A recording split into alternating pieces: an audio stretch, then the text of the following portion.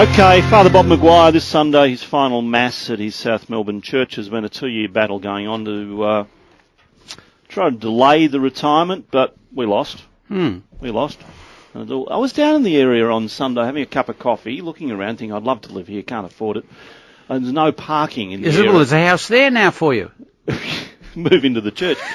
They couldn't park there because you had your Mass on, and there were cars everywhere. It was like Burke Street. Yeah, it was terrific. Yeah. They're showing a bit of form, the comrades.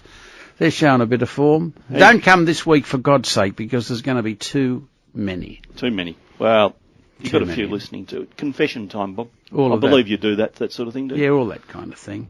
And reassure you that whatever you've done, everything's going to be all right. All right. Is everything going to be all right for you? Well, who knows? I'm on my own now, comrade, aren't I? See, that's the difficult thing, you see. When we got commissioned, you thought you were part of a team. You weren't a monk, because diocesan priests, as we were called, or secular priests, were supposed to be trained to live alone and to operate alone, not as monks. You know, get into teams and go in threes. No. So then at the end of the tour of duty, what are they going to do with you, see? How do you feel? I feel, I was saying up until yesterday, I was sad. And then I made a trip to Eaglehawk to do an Aussie ambassador thing yesterday, and I had plenty of time, couple of hours up, couple of hours back. And I thought, hey, listen, sport, I think you might be afraid. What are you afraid of? I think I'm afraid of the unknown. You see, because I've been in charge, you know, of the good ship SSPP, through thick and thin, storms, and I think I've gotten used to being in charge of a ship under fire, unfortunately friendly fire at the end, and even though you're in deep, you know what I mean, you're still in charge. Now, once you're out of that context, I think, what the hell, what am I? What am I? You're still the same person. I'm Bob Maguire, but I might have to find that out. That's what women are saying now, I find, in various places. They're reassuring. They're saying, do not panic, like they were talking to a kid or to their husband or their lover or whoever. They're good at that, thank God, because the comrades are a bit macho. You know, don't worry about it, mate. Everything's going to be all right. You know, we've got your back. Well, somebody else had me back too, and it wasn't helpful. But women are saying, hey, listen, sport, the other side of fear, one told me yesterday, is excitement. And I remember, Neil, and I don't want to be disrespectful about this, that little girl who died a year ago, Michaela Francis, yeah. And people were almost shocked that she said that she wasn't afraid to die, that she was looking forward to it because she hadn't been there yet. And she was excited, and people would say, shh, for God's sake, Michaela, you'll frighten the adults. That's right. And it's the same with this, you see. People are reassuring me and saying, don't worry. You know, I've got to try to get a bit of enthusiasm, looking forward to to what's next. When do you finish? Well, I've got to get out of the joint by midnight Tuesday. You know what I mean? And the dog... I said to the bloody dog this morning, I said, oh, listen, Franklin, what do you reckon? We'll be able to make do in a smaller place than this? Silly things that you people, men, women and children, that's what worries me, that we're paying, maybe, Neil, with respect, a bit of too much attention to poor old bugger like me, who, I'll be all right. But you consider the number of elderly people out there in our community who are going to there's no one going to fuss over them. I was going to say, you're going through what a lot of people probably go through. That's what I mean. Even the you're out, you're gone. Gone. You see, and what he's done, and successfully, and I congratulate him on this, he hasn't just got me out of and said, I can now do the marvellous work that even he says is apparently good stuff. But you see, he's pulled me tongue out because I've got no church to preach in. Now, I know the Aussies say, oh, preaching bullshit, you know what I mean? I'm saying that preaching is meant to be reassurance for people. But what can I do? I can't. You've got ears. You've got radio programs. You've got television programs. Yeah, but I'm brought up to be flesh and blood. I learnt the craft at Yarra Bank. You know, when I was 18, and the man said, stand up on that pile of rocks. I said, there's nobody here. He said, that's the point, you fool. You get up there, and if they are interested, they'll stop and they'll listen. And they will only stop and listen as long as you're interesting. So what do you want to do? I mean, you want to keep the street work going? We'll do that anyway. We're going to do that. We're going to do all of that anyway. Yeah. But I suppose, what I like to do, if I had a wish list, I'd say to the Archbishop of Melbourne, could I have a church that's not being used by anybody, other priests? There were, St. Augustine's in Burke Street or something. But I think I'd embarrass him because I think he really wants me off the air. Why? Oh, because of this clash of cultures between the what they call the cafeteria Catholicism, which is us, the Bogan mob, and the authentic Catholicism, which in fact is the shiny, respectable, global thing. Now, I understand that. If he's the officer in command, he can choose whatever style he wants. And he's chosen the style that doesn't, in fact, I wasn't trained for it. But it seems to me, and I'm not a Catholic, I'm not a particularly religious person, but it seems to me un-Christian what's happening to you. Is that seems wrong? To be... No, that's not wrong. It's the founder of the firm, in fact, more or less tried to establish, now listen, boys and girls, when I'm gone, and go I am, and I'm leaving yous behind, for God's sake, don't carry on like bullies. You see, because bully was the style of the clergy in whatever religion, any time. Unfortunately, it's an occupational hazard. Have you been bullied here? Oh yeah, this is bullying. But I mean, I suppose, this is the Aussies allow themselves to be bullied. Other parts of the world, and we have avoided the worst extremes, because overseas, if you were bullied and you took up arms against the Sea of Troubles, you see, it ends up with revenge. It ends up with generations of. Now, I don't want any of that, but I mean, did Jardine bully the Aussie batsman? Body know line. what I mean? Yeah. It's only body line, and then you've got the choice to make, Neil, haven't you? If they hit you and you're hurt, you've either got to say, well, excuse me, I'm not going to walk away because this is my cricket as well as yours. And I guess it's the same with Catholicism. This is mine as well as his. Are you tempted to walk away, not from Catholicism, but from what you do? Yeah, I suppose you would be. Have I been? Oh, it crossed me mind, but I mean, it's only crossed me mind to let him off the hook.